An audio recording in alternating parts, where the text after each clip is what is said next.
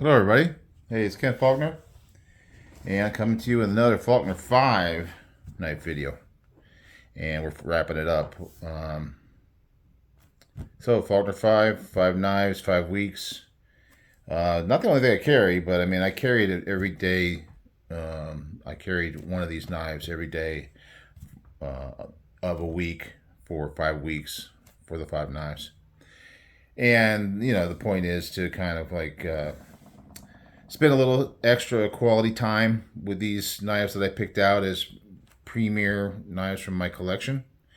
Definitely a change from last year. We had some really good knives last year. I think this is like a little bit of step up. Some of it was just money spent on knives and things like that, but these are all really excellent knives. All good in different ways. The one from this last week has been the Shaman. This was like a really big video. When I did this video, it got way more views than any other knife video that I've ever done. And so anyway, it is a really good knife. I really like it. Maybe definitely in the top 5 at least in my collection. Maybe the top. It's kind of hard to say, It's kind of like which one of your kids you love the best or whatever. But I mean, like that's a little extreme because knives are just tools, but then they're more than that. I mean, if you're really a collector and you really appreciate them, it goes to a different level. So anyway, great knife. I kind of shorted it. For one thing, I had that trip kind of halfway through the Faulkner 5 where I had the hinderer, and it kind of threw off the week schedule. And then I had the whole fiasco with my sharpener, and that kind of fell apart. And this time I just didn't even take this one apart. I mean, I had, because I was struggling with this one. I did manage to get it more centered, maybe still a little bit off center, but more centered. And anyway, so it's been there's been a few mishaps through the journey here. So I didn't take this one apart. I didn't clean it, or definitely not sharpening it at this point. But it's super sharp. I could still cut some paper with it, and I have no doubts that it is going to do extremely well cutting. It's a Spyderco. I mean, it's definitely a thicker Spyderco. When you look at the blade stock on it, it's definitely thicker. It's more of a work knife. Big guy, but you can see with all these knives out here on the table, this is probably the smallest of them all, but it has that length. But yeah, they're all pretty good work knives. So anyway, all USA made knives too, and that kind of brings it to a point. This is Sunday. Sawtooth Dave brings up his videos every Sunday, and he was talking about American made today. It was kind of like I think he's kind of right there on the edge of going to Blade Show, and this is what he came up with this week. Maybe he's not doing some of the other stuff that he normally does because we're all getting excited, those of us that are going. Anyhow, he's talking about American made knives, and I do love American made knives, and it's obvious. I didn't pick them because they're American made. I picked them because they were my favorites in my collection, and the ones I really wanted to carry for a full week and enjoy. And yeah, this one is a very good all around. It's got fidgetability with the compression lock. It's beautiful with the secondary market type scales and clip. It's just an awesome knife that I always wanted to have one of, and I got an opportunity to buy this used, but in great shape. It's in excellent shape, so it's a beautiful knife. Anyhow, so he was talking about American made, and I've also been doing these collection videos. So if you've been watching those as well, I don't know, I know that there's certain people that I watch some videos on, but I don't watch every video. But I've been going through my entire collection, and then I got over 200 knives. I'm still just a little over halfway through it right now.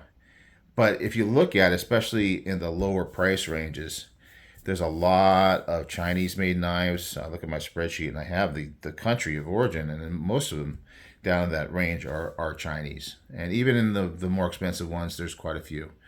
And but the thing is, something that I do think about, because I know that I do get comments, and I think all YouTube people tend to get these kind of comments where they say, "Oh, that's just too much money for me." And I'm very sensitive to that because I've been through periods of my time. I'm old. I'm 60 years old. I've been through a lot in my life, and I wasn't always able to buy knives like this. And I think if that, considering American-made knives and how much they cost, due to whatever factors, I think that it doesn't have to be that way, but there's a lot of factors that cause it to happen.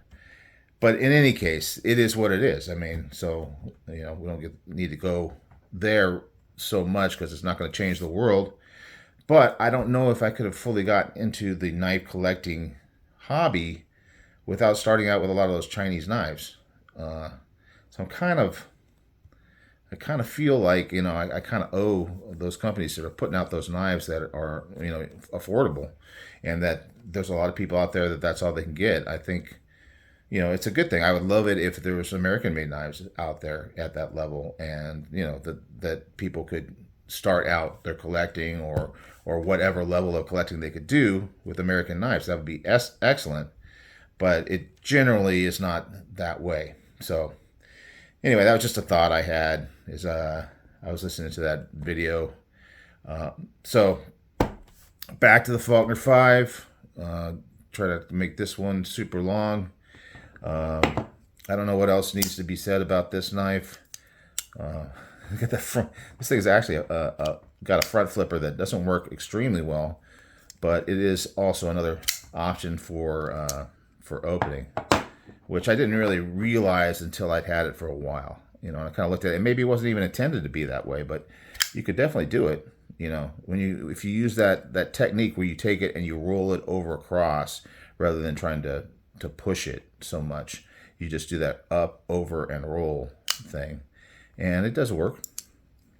So it's got fidgetability. It's got a good strong blade. It's sharp and slicey. It's kind of like the best of all worlds in a lot of ways. Just very solid knife.